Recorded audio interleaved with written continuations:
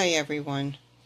I thought that I was going to give today a lot of information about what I'm doing, go a little bit more in depth, and so I hope I don't bore anybody, but I have a lot to talk about, so this might be a little bit long, but here goes. This is what's happening. This is pretty much a week after the last video, and you could see a lot of things are really going wild. That's arugula, which got quite big, and that is cucumber plant, and the Swiss chard growing again down here. So I have a lot of repeat plants. So now I realize I have 4 Swiss chard.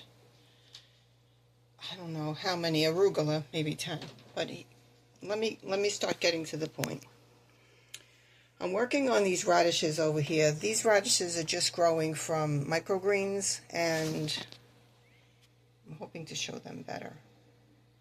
And I was expecting to get radishes from them because I've seen them grow like this, but I took them out yesterday and they don't seem to be growing radishes. So now they are there just for the greenery. So there's that. But there are hydroponic radishes that you could grow right in a system like this. So that's good. These are my new speckled peas that are growing. So that's going good. These are my baby parsley that are trying to stand up, as you see this one standing up today. They get stronger as they get bigger. And I have a nice red basil in there. And of course there's my regular basil and some other things. This is an eggplant again. So here's what I'm thinking. All of the plants that are going to fruit, like the eggplant and the cucumbers and the peppers and the tomatoes, are going to have to go into a big system like this, which is fine. It's either a big system like this, or the eggplant's going to stay in a big gallon jar like that, which is fine as long as it has light. As you see that one back there too. That big one is actually eggplant. That big leaf you're seeing right there. These tomatoes, I am hoping that they will take off and do better. How I keep my water ready is like this. So whatever large jar that you have, you can fill them up, leave the cap off, let the chlorine in your water dissipate a day or two, and then when you need your nutrients, I mix them up. So I already have my Maxi Grow is already mixed. My bloom for the fruiting plants is already mixed, and then I have 2, and I just mark them that they don't have nutrients in them yet. And that's how that goes. And now let me get over to some other things. So one of the things I started doing was putting some of the garlic cloves in soil. So I got some good potting indoor soil that already has nutrients in it. And I planted 4 of these, but I'm not going to show you all 4. They keep them up on the refrigerator.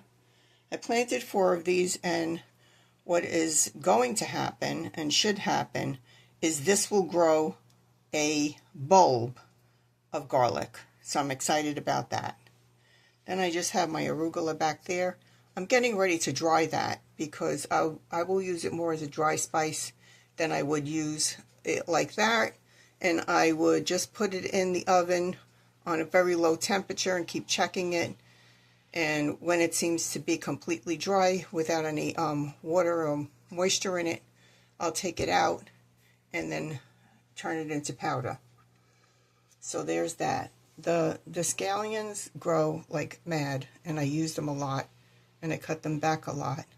And the garlic too. Like I made tzatziki this morning with my homemade yogurt and my homegrown dill, and I used this garlic in it, and I tasted it, but I haven't eaten it. It's cooling. This is my dill. So what I did over here, this dill is going to hang around, But this dill back here, I cut it way back because I want to see, that's the dill that I use for the tzatziki, and so what I want to do is I cut it back and I want to see if it comes back. So that's another experiment.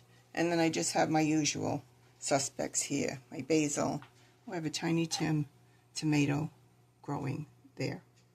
I think you could see it. I'm not 100% sure. So let me get to the next thing. There's two more things I want to show you here. These are red pepper seeds from my red pepper flakes that I buy in the store and I put on my pizza. And so I've done this before, and I take the seeds out of that and plant those, and they grow. So I'm going to have some hot peppers growing too. Also, this is how I get the rosemary seeds to bloom. You put them in here in a little incubator kind of a thing. Let's see if I could do this with one hand, or I need the tripod. I'm going to get the tripod. So this is what I do with the rosemary and the spinach because they're stubborn seeds. I put them in a tissue, spray them with water, not nutrients. Keep that wet and keep them in there. And one of them is blooming. So with this one, I'm experimenting with keep it in a bag like this, and every few days I spray that to make sure it stays wet in there. And then I keep checking it to see. So I know that with spinach, you could put a little peroxide in the water, and that worked really well. So this is an experiment that I'm trying it with the rosemary, and it seems to work with the rosemary as well. So the video cut off, so I think I know where I was when it got cut off. I think I was showing you that I got another one of these. Again at the Dollar Tree, only this time I got the black to match the two units that I have, the hydroponic units.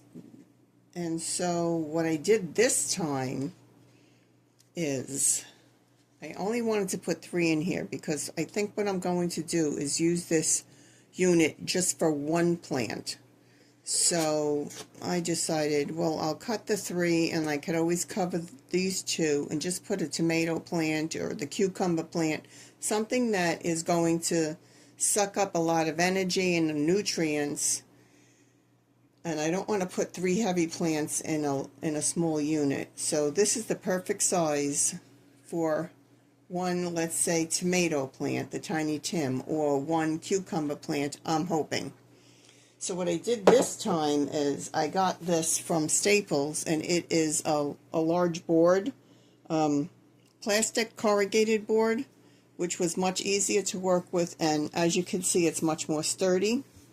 And I cut it out to the size that I needed, and then I cut the holes, and then what you're seeing on there is good old contact paper just to make it a little pretty. And so I did that. So I have that unit, and then I think I showed you this, which is just a container. I think it's a 14 liter. I think I left the tag on the bottom. I did not. So again, here's another unit that I could put like vegetables in or fruiting plants in. So they all need bloom nutrients to grow, tomatoes and peppers and cucumbers and any fruiting plant. So I can use that. Simple and easy and cheap as could be. And the other thing I was going to show you is how I do this with the jars, is when I'm going to put a plant in here. Now you could buy clone collars, they call them, or you could just use the pool noodle. And what I do with the pool noodle, and it's just a regular pool noodle, it's a regular pool noodle, and what I do with the pool noodle is I just cut it, I cut a wedge of it out, and I stick the wedge in there. And for the purpose of showing you what I'm doing, pretend this is my plant, and what I do is I put this in here, So I would this would be opened up. This would be opened up. I would put my plant in there. I would put this in here so that it doesn't slip down, and it's held in there. And then I would put it inside a net cup and let it sit there like that. And then I would make sure the bottom is touching the water so that the roots will come down here and it will get the nutrients that it needs. And that's how you would set a plant in there, again, for pennies. For pennies. And then here it is in your jar. I just put it in there. What I did with some of these also, it's endless what you can do, is I made these collars that go in here because I did buy some net cups that are on the smaller side, just by a fraction, and it was enough for them to fall through. So instead of setting them back, I made these little cloning collars from, well, not cloning collars, an adapter to make the top of the mason jar a little bit smaller, tighten it up, and then it doesn't fall through. So I don't like to be defeated by anything. Anyway, so I have that going. Then I wanted to also show you that something like this, simple thing, this was from the feta cheese, is you could put your little rock wool, or you could put 2 of your little plants in there while you're trying to get them to germinate. You would put maybe 2 of these in here with a little bit of water in the bottom while you're waiting for your seeds to germinate. And here's your natural cover. You could just use that as the cover until they germinate, and then you could let them go into the light. But you don't have to go out and buy containers. You just don't. And also what I bought, one more thing. The camera is in the way. Here we go. And what I'm trying to do is just show you that it doesn't have to be a big expense. This was $4. $4 at the Dollar Tree. And it is 14 quarts. Oops. It's 14 quarts. So this is going to be a big setup like I have with the peppers underneath the table for tomatoes. I was just so concerned that I was going to have to let some of my plants go because I can't do cucumbers and tomatoes and numerous pepper plants and the cucamelons. You just can't do all of it. But of course I started all of it. So now I have to either let those plants go or I have to accommodate them. And this is a $4 solution to accommodate a lot of those plants that are going to need a bigger tank. And it's so simple because grow lights are so inexpensive, and I could just put this on the floor next to the other tank and let them use the same exact grow lights, or I could just get a set of grow lights and put them on there. And also what I planned on doing, let me put this out of the way, is show you, I was thinking, what if I need a trellis? And there in the Dollar Tree, for $1.50, I think this one was this. And what I'm going to plan on doing is putting this behind one of those buckets as I need it, and let the cucumbers crawl up this, now I'm calling it a trellis, little fence. It's a little fence. All this just to show you that you don't have to do the big expense. There are hydroponic units out there that are $600, $700, $800, $900. Why? You don't need to do that. You can't say, well, I can't do it because I don't have that kind of money. No, you can do this. You can do it. It can be very inexpensive. And then I found them in blue, and I have these in black, and I've showed you them before. But I found them in blue, so I picked up 3 more because I just love cute things like that. And then, did you know you could do this? This was the easiest fix ever because this is so easy to cut. and then I just cut it and put the 3-inch basket in there for a plant that needs to be by itself, needs its own tank. And then I actually had one that was bigger in the pantry holding nothing, and I said, I'm doing it. So I have 2 of these ready. So I have a bunch of backups going. But just to give you an idea of what you can do, you don't have to be limited because of money. And seeds are so inexpensive. They're so inexpensive, you could do it. You can get 1,000 seeds for a few dollars. And what would you plant for 1,000 seeds? And anyway, I think that's pretty much what I wanted to show you. I have a little list. Let me check it. Yeah. I showed you the rosemary seeds, the trellis, the 2 new things, the pool noodles, and one of my favorite things to still grow in,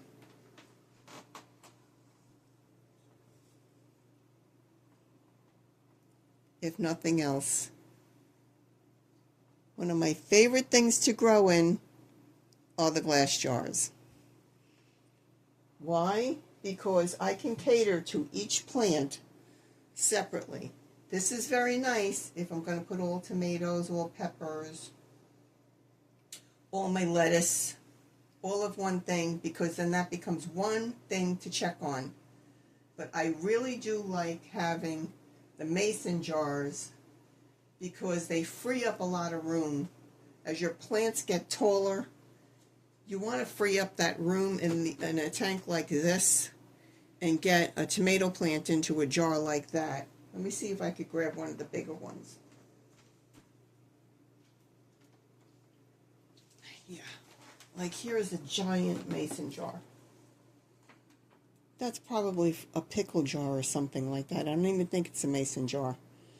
And I put the eggplant in there once it got strong enough, because this eggplant is going to need a lot of nutrients. And I would rather have it by itself and have its roots by itself than to have it all together in a tank that is sharing the water and sharing in the nutrients when it's going to grow perfect in here. And if this needs any special attention, like it needs a stake to put in here to hold the plant up or the eggplants up, it's already in its own unit. And what I also love is a way to keep organized is tag everything. It's like I put a little tag. This is eggplant. I planted it on 1/18. Then I put a note on there when I fed it. When was the last time I fed it? So I know that I could feed it in 2 more weeks. Check it, check the nutrients, and feed it. But it makes life easier than having a list. Like I don't have to have a list of the eggplants and the time and the this. I just put the note right on the unit, like I'll show you over here. Now this is on a tripod, so it's a little bit more difficult to see. But what I do is I put little notes right on there. The date, just like that. Oh, these are the same as those. This little container is the same as the little blue container. But like I said, I don't leave anything to, oh, I don't remember when I fed that. I don't remember anything. When did I plant the parsley? Who knows?